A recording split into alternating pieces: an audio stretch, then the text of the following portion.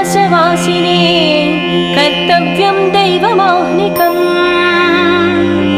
उत्तिष्ठोत्तिष्ठ रुद्राय उत्तिष्ठ मृत्युञ्जयाय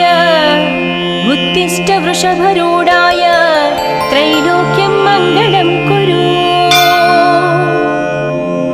ईशानाय नमस्तुभ्यं महादेवाय नमः